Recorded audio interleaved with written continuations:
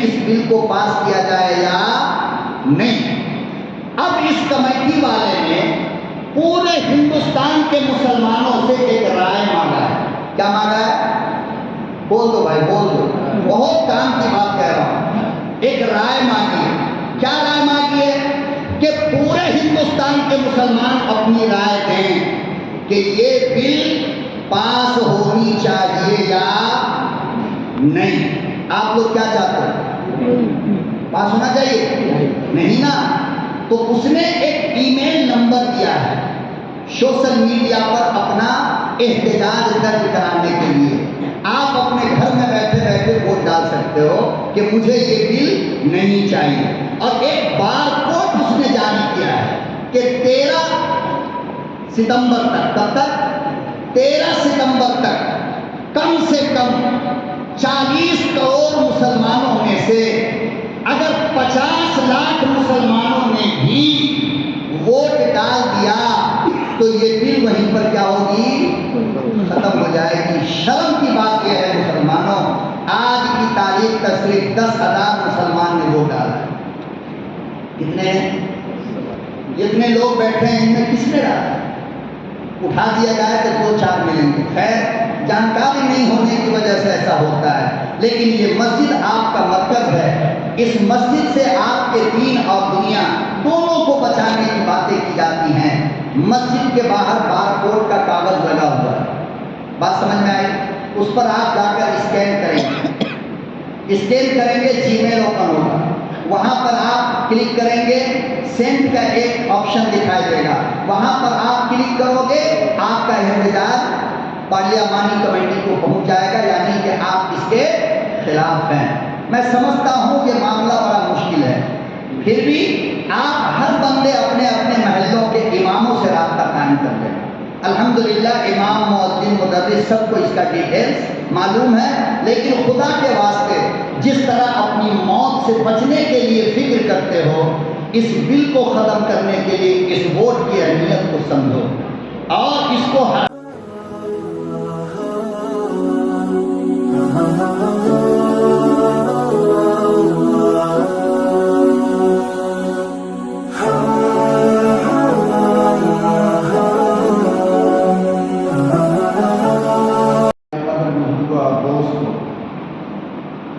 ملک ملت کے پیارے نوجوانوں،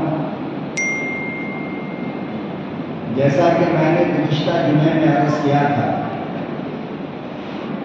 کہ پروردگار عالم نے قرآن کریم میں سچے اور پکے اور حقیقی مسلمان کی 5 نشانیاں بیان فرمائی ہیں۔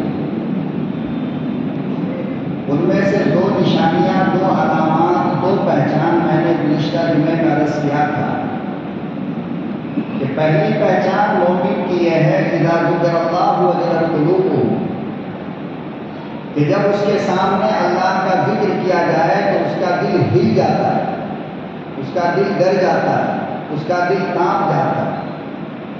وَإِذَا تُلِيَتْ عَلَيْهِمْ آيَاتُهُ زَادَتْهُمْ ایمانا، اور جب اس کے سامنے اللہ کی آیات کی تلاوت کی جائے، یعنی جب قرآن کریم پڑھ کر کے ان کو سنایا جائے تو ان کا ایمان بڑھ جاتا ہے، ان کے ایمان میں ترقی ہو جاتی ہے۔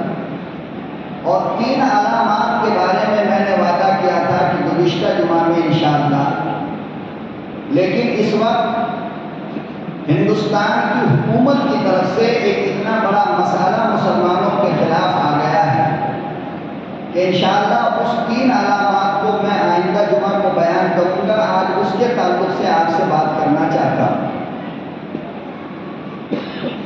ہم مسلمانوں کا سب سے بڑا قصور یہ ہے، اور ہم مسلمانوں کی آبادی کی اکثریت کا جرم یہ ہے، ہماری غلطی یہ ہے کہ ہم اپنی زندگی میں اتنے مست رہتے ہیں، صبح سے لے کر شام تک اور شام سے لے کر صبح تک، کہ ہمارے خلاف دنیا میں کیا ہو رہا ہے، ہمارے لیے کس طرح جال تیار کیا جا رہا ہے، ہماری نسلوں کو برباد کرنے کے لیے کیا قانون بن رہا ہے، ہمیں گھر سے بے گھر کرنے کے لیے، ہمیں گھر سے نکالنے کے لیے، ہمارے دشمن کیا کیا چال چل رہے ہیں، ان باتوں کا ہمیں بالکل پتہ نہیں ہوتا،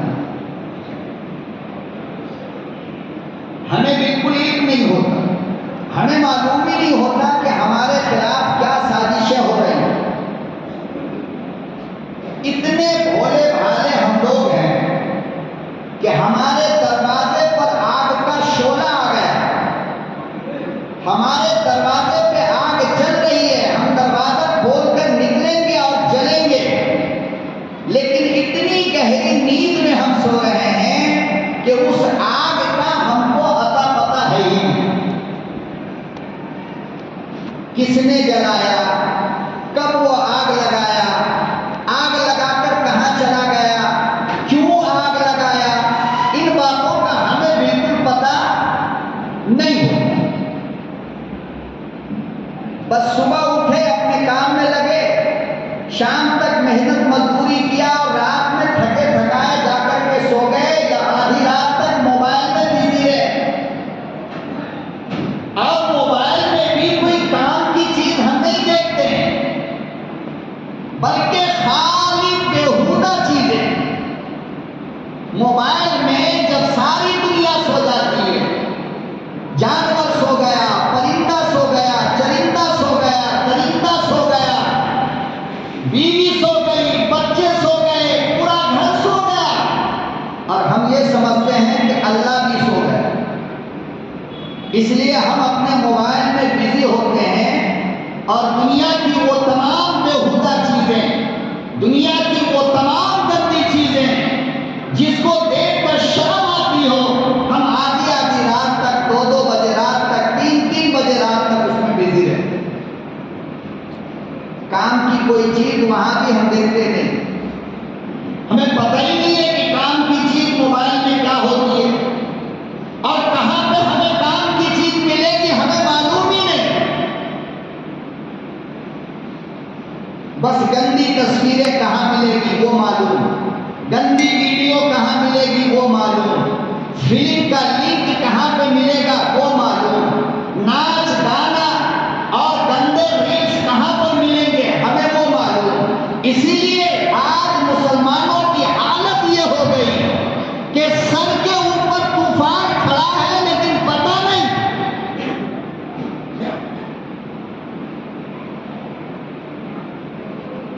اور یہ دعوے کے ساتھ کہتا ہوں کہ پوری دنیا میں موبائل نے اگر سب سے زیادہ نقصان کسی قوم کو پہنچایا ہے تو وہ مسلمان قوم ہے۔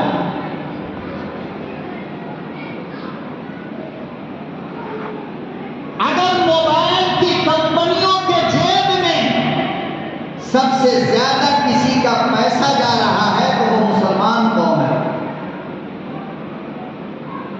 بیٹیاں بگڑ گئی، بیویاں بگڑ گئی، ماں بگڑ گئی، باپ بگڑ گیا، پورا گھر ویران ہو گیا، قرآن یاد نہیں، تلاوت یاد نہیں، نماز یاد نہیں، موبائل کے ریچارج کی تاریخ یاد ہے، کب ریچارج کرایا تھا اور کب ختم ہوگا، ختم ہونے سے 2 دن پہلے پھر ریچارج ہوگا، اس لیے کہ اللہ سے لنک ٹوٹ جائے تو پرواہ نہیں، مگر موبائل کے ڈاٹا کا لنک رکنی نہیں چاہیے۔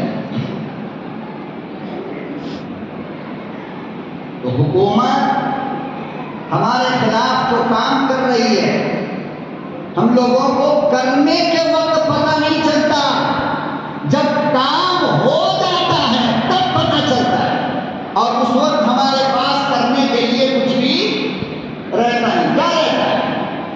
ارے آپ کے خلاف پارلیمنٹ کے اندر ایسا قانون آ رہا ہے، ایسا قانون یہ مودی کی حکومت RSS کے کہنے پر لا رہی ہے کہ اگر وہ قانون پاس ہو گیا مسلمانوں تو یاد رکھو تمہاری مسجد کے ممبر میں ہندو لوگ ہوں گے،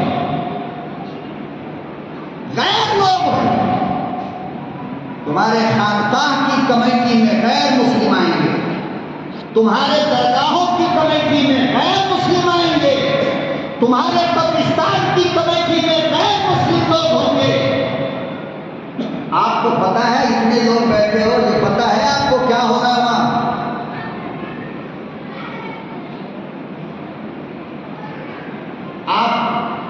آپ کو پتا چلے گا کب؟ جب مسجد کی کمیٹی میں 4 مسلمانوں کے ساتھ 2 ہندوؤں کا نام ہوگا. ارے ان کا نام آ رہا ہے. ارے بابا ان کا نام ایک دم سے تھوڑی آیا ہے. اس کے لیے پہلے حکومت آپ کی قانون لائی ہے, پھر قانون میں یہ بات پاس ہوا ہے. اب تم کہو کہ نہیں ہم نہیں مانتے, ہم سڑکوں پہ جائیں گے, احتجاج کریں گے, جلسہ کریں گے, جلوس نکالیں گے, معاملہ کورٹ میں جائے گا, اور جب کورٹ میں تم پٹیشن داخل کرو گے تو سپریم کورٹ سے لے کر لوور کورٹ تک یہی کہے گا نہیں, قانون کے اندر شاہدان ہے کہ غیر لوگ مسجد کے ممبر بن سکتے ہیں. اب آپ کیس جیتو گے یا ہارو گے؟ آپ ہٹا سکتے ہو؟ آپ ہٹا پاؤ گے؟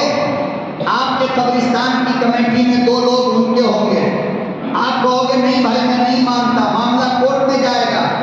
کورٹ میں ثبوت کی بنیاد پر, دلائل کی بنیاد پر بحث ہوتی ہے. وہاں دلیل کی جائے گی دیکھیے 2024 میں پارلیمنٹ کے اندر یہ قانون بنا ہے اور اس قانون کے تحت ہم کمیٹی میں آئے. سپریم کورٹ عدالت میں فیصلہ ان کے حق میں سنائے گی. آپ ان کو کمیٹی سے نکال پاؤ گے؟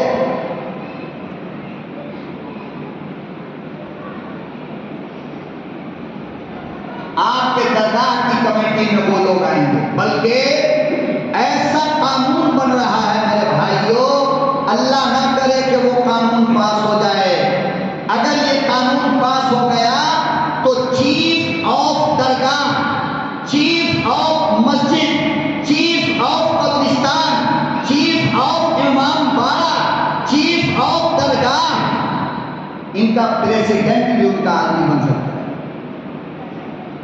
اب آپ بتاؤ جب مسجد کا پریسیڈنٹ وہ بنے تو پھر اپنی مرضی چلائے گا یا نہیں؟ وہ کچھ دن کے بعد کہے گا کہ اب صبح میں اذان نہیں ہوگی, 4 ٹائم کی نماز ہوگی. آپ کیا کرو گے؟ بھائی صدر صاحب بول رہے ہیں مائک سے اذان نہیں ہوگی, مائک ہٹاؤ, صدر کا آرڈر ہے. آپ کیا کرو گے؟ آپ ذرا سوچو کہ یہ لوگ جب مسجد کی کمیٹی میں آ جائیں گے تو کیا وہ مسجد کا بھلا سوچیں گے؟ جو ہماری مسجد کو گرانے میں ٹائم نہیں لگاتے, جو ہمیں مسجد میں گھس کر مارنے کی باتیں کرتا ہے. ابھی 3 دن پہلے مہاراشٹر کا ایک کتا بھری سبھا کے اندر چلا کر کہہ رہا تھا کہ مسجد میں مسلمانوں اگر تم ہوش میں نہیں آئے تو مسجد میں گھس کر کے ماریں گے. میں نے کہا کہ بنگلور کی کسی مسجد میں بیٹے آ کے بتا دو, پتہ چل جائے گا. آؤ گے اپنی مرضی سے مگر جاؤ گے ہماری مرضی سے.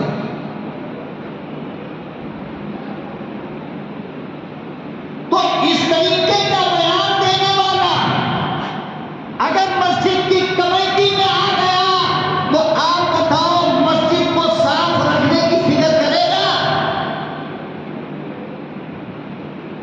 ایسا خطرناک قانون 2024 میں ابھی ایک ہفتہ پہلے مودی حکومت پارلیمنٹ کے اندر لے کر کے آئی, جس کا نام دیا ہے وقف ترمیمی بل. وقف ترمیمی بل مطلب کیا اس کا؟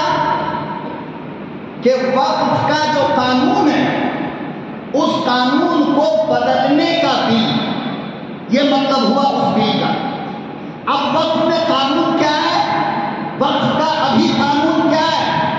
وقف کا ابھی قانون یہ ہے کہ وقف کا مالک صرف اور صرف مسلمان ہوگا. کون ہوگا؟ صرف. اور ابھی جو قانون ہے کیا ہے؟ اس کا مالک صرف اور صرف مسلمان ہوگا. یہ وقف کا قانون ہے ابھی. اس کے اندر حکومت نے ترمیم کیا کیا ہے؟ کہ وقت کا مالک صرف مسلمان نہیں ہو سکتا، بلکہ ضلع کلیکٹر کا آرڈر بھی وقت بورڈ میں چلے گا۔ اب بتاؤ ضلع کلیکٹر کون ہوگا؟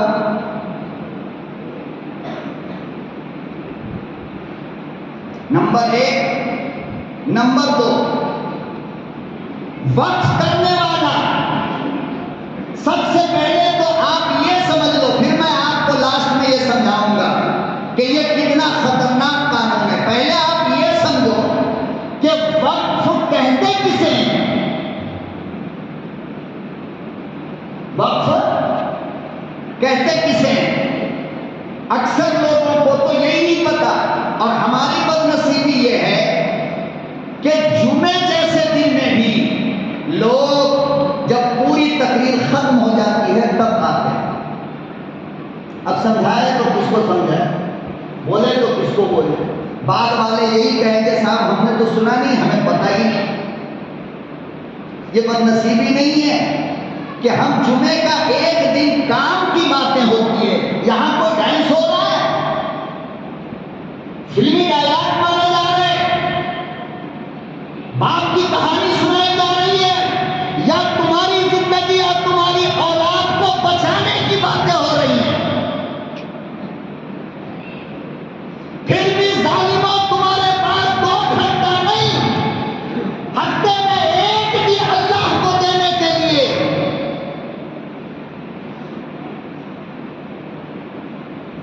ہم تمہاری بھلائی کے لیے، ہم تمہارے اولاد کی حفاظت کے لیے، ہم تمہاری مسجد کی حفاظت کے لیے، ہم قبرستان کی حفاظت کے لیے، ہم درگاہوں کی حفاظت کے لیے اپنا سینہ کھولنے، اپنے گلے کو پھاڑ کر چیخ چیخ کر چلا چلا کر آپ کو بتائیں، مگر آپ کے کان پہ کوئی اثر نہیں۔ یہ افسوس کی بات نہیں؟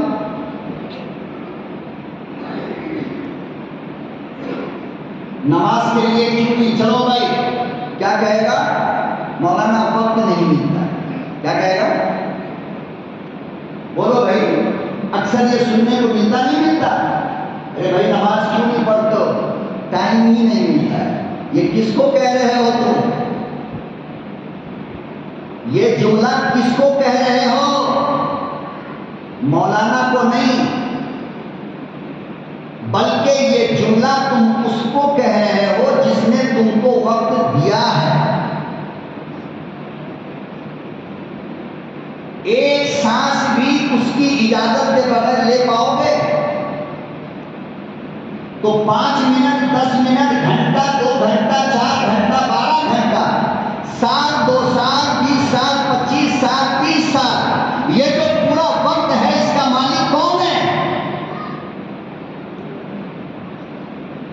بولو بھائی کون ہے؟ پھر آپ اس کی عبادت کے لیے کہہ رہے ہو کہ میرے پاس وقت نہیں ہے۔ اگر یہ بات کہتے ہو تو کان کھول کر کے سن لو، ہوشیار رہو، کہیں ایسا نہ ہو کہ مرنے سے پہلے تم یہودی یا نصارا بن جاؤ، اس لیے کہ تم اللہ سے بغاوت کر رہے ہو، تم اللہ کو رانگ جواب دے رہے ہو۔ وقت نہیں ہے، تیرے باپ کا وقت ہے، وقت دینے والے کو کہتا ہے وقت نہیں۔ تھوڑا سا گردن کو ایسے مروڑ دینا، 3 دن تک ICU میں جا کے سوتے رہو گے، پھر کہنا وقت نہیں ہے۔ پتہ چل جائے گا، 2 سیکنڈ کے لیے یہ دھڑکن رک جائے نا، ایمبولینس میں بیٹھ کر جاؤ گے، 15 دن جیدیوا والا سلا دے گا پانی لگا کر کے، پھر کہو گے وقت نہیں ہے۔ 10 منٹ اللہ کے لیے نہیں ہے، کام نہیں روک سکتا، کام نہیں چھوڑ سکتا، تو کیا کہتا ہے؟ ظالم، مولانا وقت نہیں ہے۔ پھر آگے چلے، ایک بندہ ملا کام کرتا ہوا، بھائی نماز پڑھ لو چل کر کے، مولانا کپڑا کرتا ہے، کیا کہتا ہے؟ بولو بھائی کیا کہتا ہے؟ کپڑا کرنا ہے۔ ایک راؤنڈ ادھر سے پلٹ کر کے اسی کے پاس آؤ، بھائی ولیمے کا ٹائم ہو رہا ہے، ولیمے میں جانا ہے، اچھا تو 2 منٹ رک، میں کپڑا بدل کے آ رہا ہوں۔ بے غیرت، بے شرم، بے حیا، ولیمے کے لیے تیرے پاس کپڑا بدلنے کا ٹائم ہے، لیکن جس رب نے تجھے کپڑا دیا اس کو سجدہ کرنے کے لیے تجھے کپڑا بدلنے کا وقت نہیں۔ اگر تو ایسا مسلمان ہے تو یاد رکھ، کہیں مرنے سے پہلے ایمان نہ چلا جائے۔ اگر تیری قدر تیری نظر میں نماز سے زیادہ ولیمے کی ہے تو پھر ایمان بچا پاؤ گے؟ ایمان بچے گا؟ اس لیے اپنے عقل کو ٹھکانے رکھو۔ اس لیے علماء کی مجلس میں تم کو بلایا جاتا ہے۔ تمہارے بخار کی دوا کلینک میں ملے گی، پیٹ کے درد کی دوا کلینک میں ملے گی، جسم بیمار پڑ جائے ہزاروں ڈاکٹر ملیں گے، لیکن یاد رکھو اگر تمہارا ایمان کمزور ہو رہا ہے تو اس کی ٹانک تمہیں جمعے کے دن مسجد میں ملے گی، جس سے تم اپنے ایمان کو ریپیئر کر سکو، نیا بنا سکو۔ لیکن جمعے کا 2 گھنٹہ بھی نہیں ہے ہمارے پاس اپنے ایمان کے لیے۔ کیوں؟ اس لیے کہ ایمان سے زیادہ قدر ہمارے نزدیک ہمارے جسم کا ہوتا ہے۔ اب ظاہر بات ہے یہ پوائنٹ کی باتیں کرنے کے لیے علماء کے پاس جمعے کا دن ہوتا ہے کہ جمعے کے دن ہماری قوم آئے گی، تھوڑا ہم اپنا درد بیان کریں گے، تھوڑا اپنی قوم کا درد سنیں گے، پھر ہم دونوں مل کر کے درد کو بانٹیں گے، باقی اللہ کے ہاتھ میں۔ لیکن یہ موقع بھی نہیں، فلم کے لیے 3 گھنٹہ پورا ہے، آدھا گھنٹہ لائن میں لگ کر ٹکٹ دیا وہ ایکسٹرا ہے، یہ 3 گھنٹہ تو اندر کا ہے، لیکن جمعے کے لیے ہفتے میں 1 دن 2 گھنٹہ ہمارے پاس نہیں، تو کیا معلوم ہوگا؟ اب بتاؤ، سوشل میڈیا پر جو کام کی چیزیں آتی ہیں وہ تو آپ دیکھتے نہیں، بےہودہ چیزیں آپ دیکھتے ہو، تو پھر آپ اپنے آپ کو بچانے کا راستہ کہاں سے ڈھونڈو گے؟ تو پہلے آپ وقت کو سمجھو کہ وقت کسے کہتے ہیں اور یہ کب سے شروع ہوا۔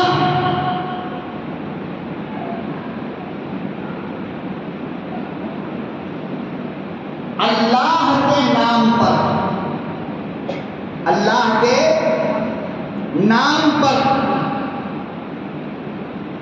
جو اللہ کو ڈائریکٹ دیا جائے اس کو وقف کہتے ہیں۔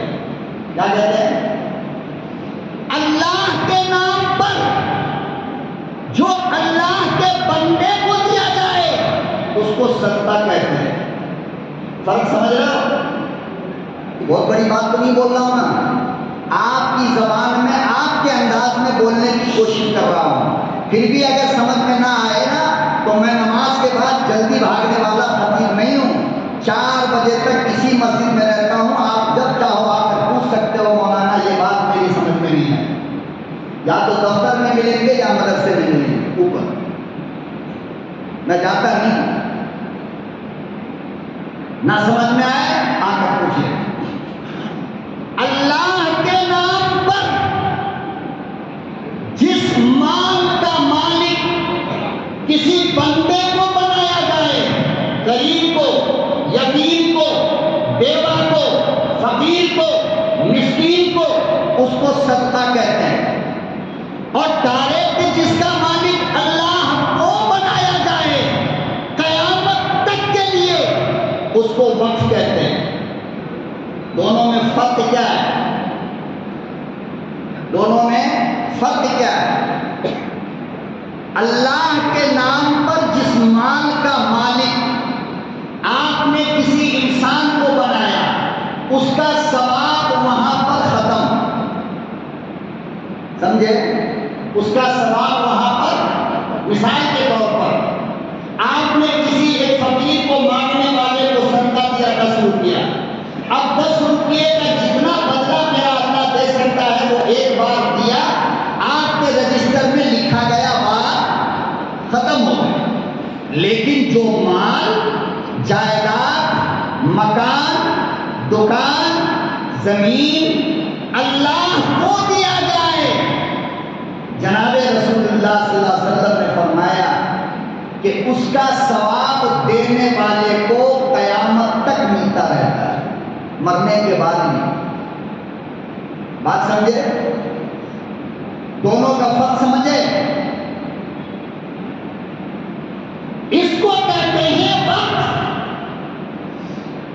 مثال کے طور پر آپ کے پاس 4 ایکڑ زمین ہے، آپ نے 1 ایکڑ زمین کو سبحانیہ مسجد کے نام کر دیا اور آپ اس زمین کے مالک ہو، یہ نہیں کہ بھائی کے نام کی زمین ہے اور آپ وقف کر دو تو وقف نہیں ہوتا۔ جس زمین کے آپ مالک ہو، جس مکان کے آپ مالک ہو، جس دکان کے آپ مالک ہو، آپ نے وہ دکان، وہ مکان، وہ زمین آپ نے مسجد کے نام کر دیا کہ میں اس کو مسجد کے نام کرتا ہوں، اس کو کہتے ہیں وقف۔ کیا کہتے ہیں؟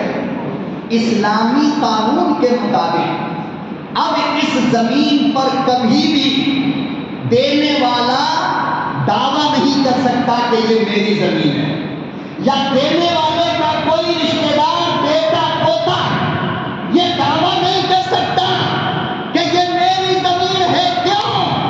ایک بار جو اللہ کے لیے وقف ہو گیا وہ قیامت تک کے لیے اللہ کا ہو گیا، اب اس پر تمہارا دعویٰ چلنے والا نہیں۔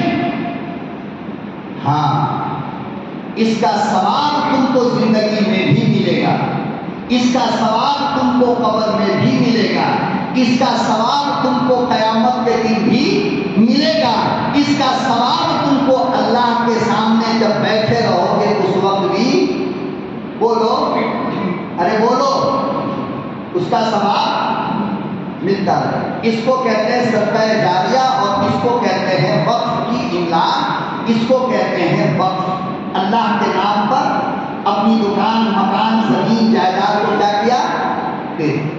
اچھا، یہاں تک ایک بات تو میں سمجھتا ہوں آپ کو سمجھ میں آئی ہوگی، سمجھ میں آ گئی نا؟ اب آگے چلو۔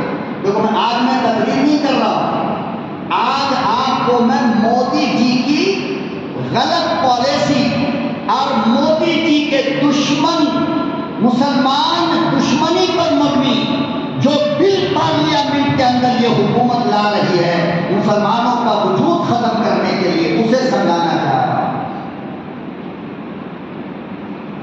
وقت سمجھ میں آیا؟ اب دوسری بات،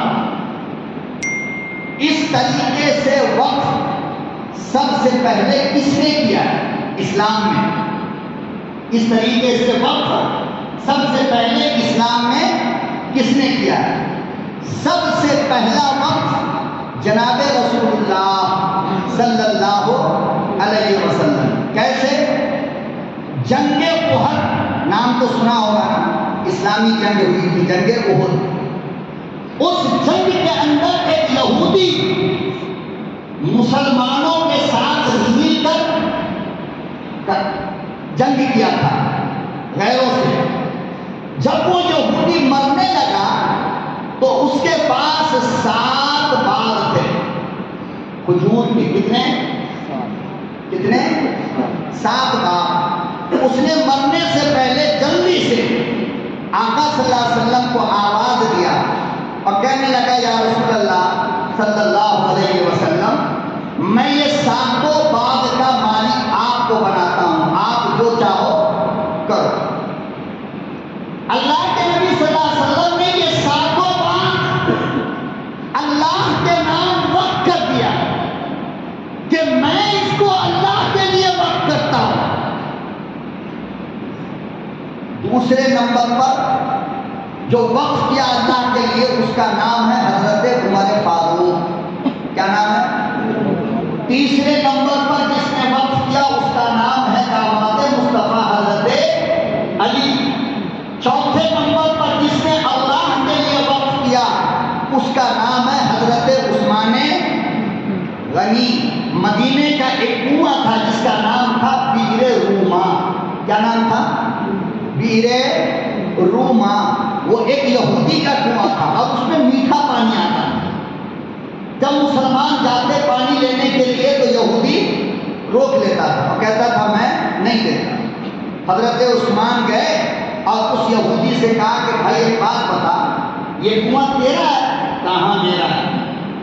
کہا کہ تو بیچے گا؟ کہا کہ مدینے میں کون خرید سکتا ہے میرے کنویں کو؟ کہا کہ بول کتنے میں بیچے گا؟ اس نے منہ مانگا پیسہ بولا اور حضرت عثمان نے منہ مانگا پیسہ دیا اور کہا کہ آج کے بعد اس کنویں کا مالک مدینے کا مسلمان ہوگا۔ آج بھی وہ کنواں ہے۔ کیا ہے وہ؟ اللہ کے بندے 2 منٹ کے لیے سوچو، 2 منٹ کے لیے، زیادہ نہیں، 1 سیکنڈ کے لیے سوچ کر کے دیکھو۔ 1450 سال ہو گیا ایک کنواں خرید کر جو عثمان نے دیا آیا ہے۔ 1450 سال سے اس کنویں کا پانی مسلمان استعمال کر رہا ہے۔ بتاؤ کوئی مقابلہ کر سکتا ہے عثمان کی نیکی کا؟ اور قیامت تک اس کا ثواب ملتا ہے۔ 5ویں نمبر پہ جو وقف کیا ہے وہ حضرت ابو بکر صدیق ہیں۔ اس کے بعد ایک آیت نازل ہوئی قرآن کریم کی، لن تنالوا البر حتی تنفقوا مما تحبون۔ اے مسلمانوں، تم کامیابی کی منزل تک اس وقت تک نہیں پہنچ پاؤ گے جب تک کہ اللہ کے راستے میں اس مال کو صدقہ خیرات نہ کرو، اس مال کو اللہ کے حوالے نہ کرو جو تم کو سب سے زیادہ پسند ہے۔ جو آپ کو سب سے زیادہ پسند ہے اس مال کا صدقہ کرو گے تو کیا ہوگا؟ تم نیکیوں کی بلندی تک پہنچ پاؤ گے۔ ہمارا نظریہ کیا ہے؟ جو رات میں کھانا بچ گیا وہ صبح فقیر کو دے دو۔ قرآن کیا کہتا ہے؟ قرآن کیا کہہ رہا ہے؟ نہیں، تازہ دینا ہے، جس کو تم اپنے لیے پسند کرتے ہو وہ صدقہ کرو گے تو کہاں جاؤ گے؟ بھلائی تک پہنچ سکتے ہو۔ جب کپڑا پرانا ہو جائے گا تو ماں کہے گی بیٹا اب تجھے ٹائٹ ہو رہا ہے، نہیں، فلانے یتیم بچے محلے میں رہتے اس کو دے دو۔ تیری غیرت پہ جوتے مارنے کو دل کرتا ہے۔ جو تیرے قابل نہیں وہ اللہ کے غریب کے قابل ہے، جو تیرے کھانے کے لائق نہیں وہ غریب کے لائق ہے۔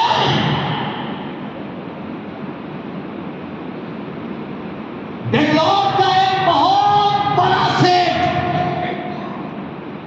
بہت بڑا آدمی، کروڑوں پتی،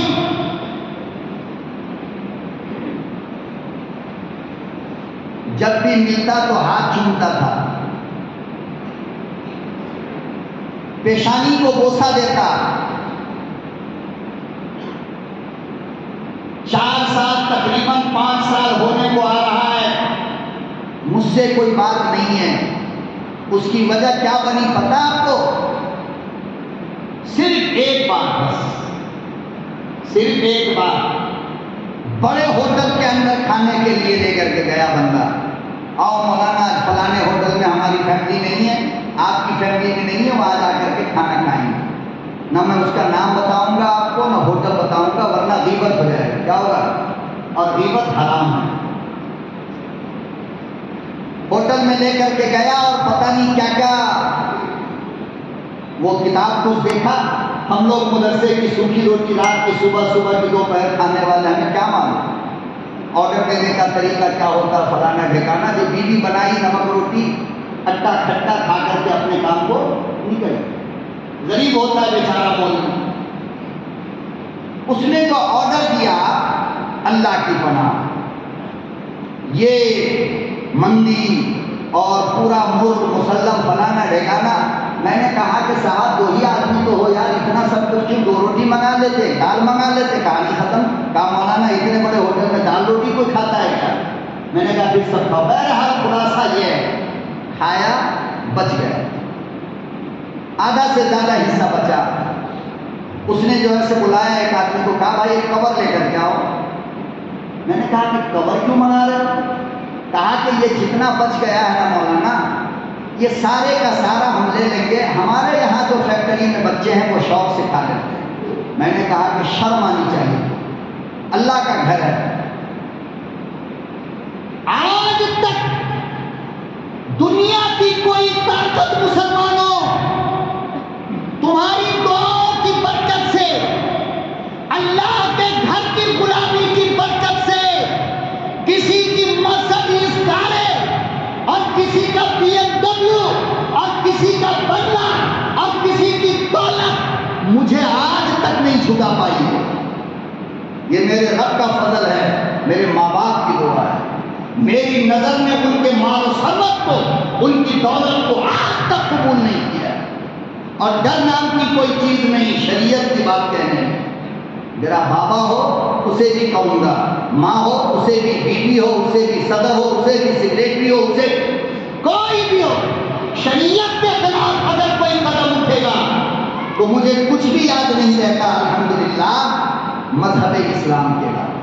میں نے کہا آپ کو شرم آنی چاہیے کہ آپ اپنا بچا ہوا کھانا صدقہ کرو گے. قرآن کہتا ہے نانا لن تنالوا البر حتى تنفقوا مما تحبون.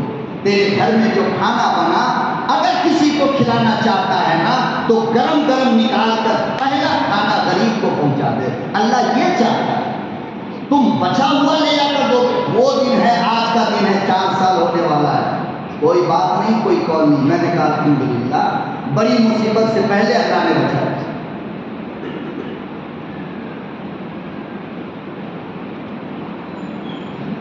جب یہ آیت نازل ہوئی تو حضرت طلحہ آ گئے اور کہنے لگے یا رسول اللہ, اللہ کو میری سب سے پسندیدہ چیز چاہیے. ہاں, تو حضرت طلحہ نے کہا کہ سب سے پسندیدہ میرا کھجور کا باغ ہے, میں اللہ کے لیے وقف کرتا ہوں.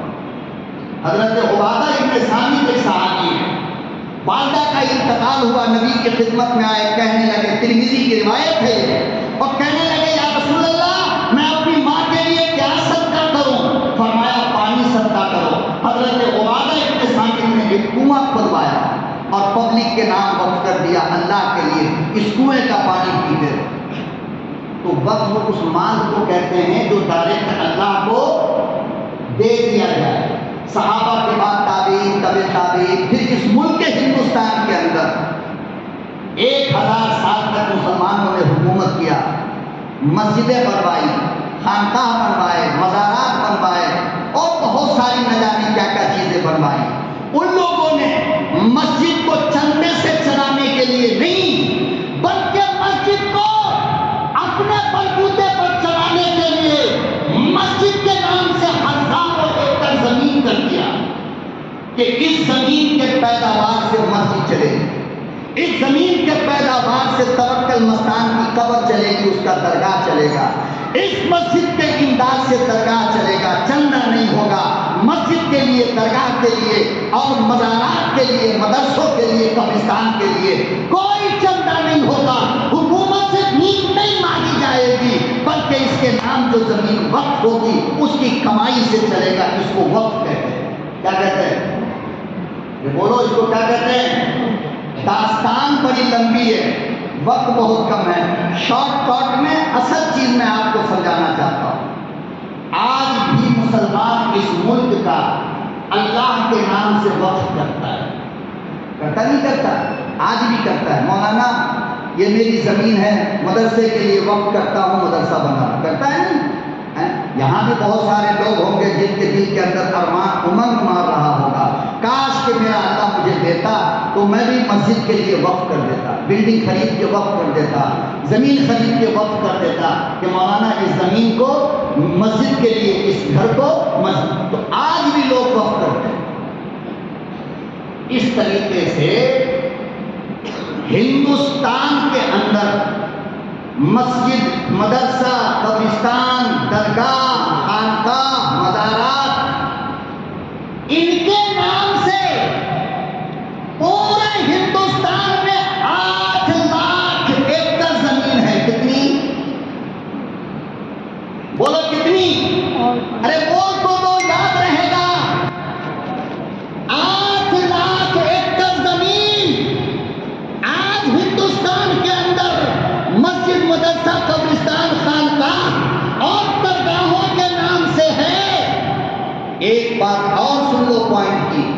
اس ملک میں سب سے زیادہ زمین ریلوے کے پاس ہے. کس کے پاس؟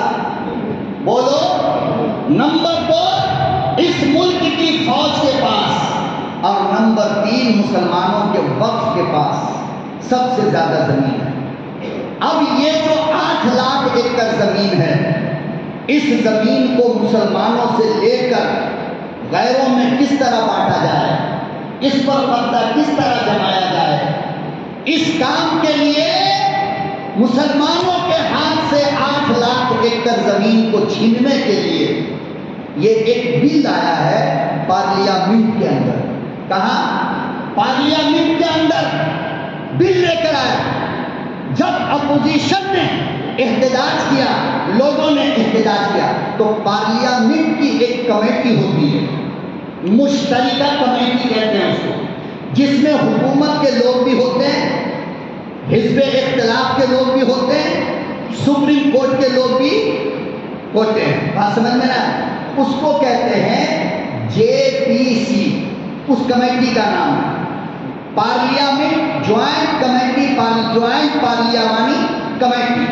اس کمیٹی کے پاس یہ بل بھیجا گیا ہے کہ آپ لوگ مشورہ کر کے بتاؤ کہ پارلیمنٹ میں اس بل کو پاس کیا جائے یا نہیں. اب اس کمیٹی والے نے پورے ہندوستان کے مسلمانوں سے ایک رائے مانگا ہے. کیا مانگا ہے؟ بول دو بھائی، بول دو. بہت کام کی بات کہہ رہا ہوں. ایک رائے مانگی ہے. کیا رائے مانگی ہے؟ کہ پورے ہندوستان کے مسلمان اپنی رائے دیں کہ یہ بل پاس ہونی چاہیے یا نہیں. آپ لوگ کیا چاہتے ہیں؟ پاس ہونا چاہیے؟ نہیں نا؟ تو اس نے ایک ای میل نمبر دیا ہے سوشل میڈیا پر اپنا احتجاج درج کرانے کے لیے. آپ اپنے گھر میں بیٹھے بیٹھے ووٹ ڈال سکتے ہو کہ مجھے یہ بل نہیں چاہیے. اور ایک بار کوڈ اس نے جاری کیا ہے کہ 13 ستمبر تک، کب تک؟ 13 ستمبر تک کم سے کم 40 کروڑ مسلمانوں میں سے اگر 50 لاکھ مسلمانوں نے بھی ووٹ ڈال دیا تو یہ بل وہیں پر کیا ہوگی؟ ختم ہو جائے گی. شرم کی بات یہ ہے مسلمانوں، آج کی تاریخ تک صرف 10,000 مسلمان نے ووٹ ڈالا ہے. کتنے ہیں؟ جتنے لوگ بیٹھے ہیں ان میں کس نے ڈالا؟ اٹھا دیا جائے تو 2-4 ملیں گے. خیر، جانکاری نہیں ہونے کی وجہ سے ایسا ہوتا ہے. لیکن یہ مسجد آپ کا مرکز ہے. اس مسجد سے آپ کے دین اور دنیا دونوں کو بچانے کی باتیں کی جاتی ہیں. مسجد کے باہر بار کوڈ کا کاغذ لگا ہوا ہے. بات سمجھ میں آئی؟ اس پر آپ جا کر اسکین کریں گے. اسکین کریں گے، جی میل اوپن ہوگا. وہاں پر آپ کلک کریں گے، سینڈ کا ایک آپشن دکھائی دے گا. وہاں پر آپ کلک کرو گے، آپ کا احتجاج پارلیمانی کمیٹی کو پہنچ جائے گا، یعنی کہ آپ اس کے خلاف ہیں. میں سمجھتا ہوں یہ معاملہ بڑا مشکل ہے، پھر بھی آپ ہر بندے اپنے اپنے محلوں کے اماموں سے رابطہ قائم کر دیں. الحمدللہ امام، مؤذن، مدرس سب کو اس کا ڈیٹیلز معلوم ہے. لیکن خدا کے واسطے جس طرح اپنی موت سے بچنے کے لیے فکر کرتے ہو، اس بل کو ختم کرنے کے لیے اس ووٹ کی اہمیت کو سمجھو، اور اس کو ہر حال میں ووٹ آپ کو ڈالنا ہے. ڈالیں گے نا انشاءاللہ؟ 13 سے پہلے 50 لاکھ مسلمانوں کا چلا جانا چاہیے. آج کل الحمدللہ بچے بھی موبائل اتنا اچھا چلاتے ہیں. سوشل میڈیا پر وہ جی میل نمبر بھی چل رہا ہے مسلم پرسنل کا، بار کوڈ بھی آپ کو آ ہی جاتا ہوگا کسی نہ کسی گروپ میں.